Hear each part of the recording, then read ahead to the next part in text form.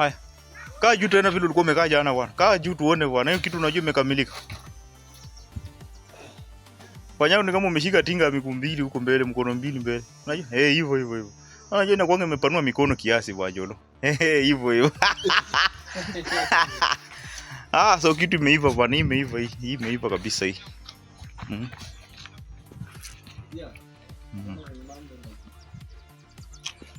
Safi sana.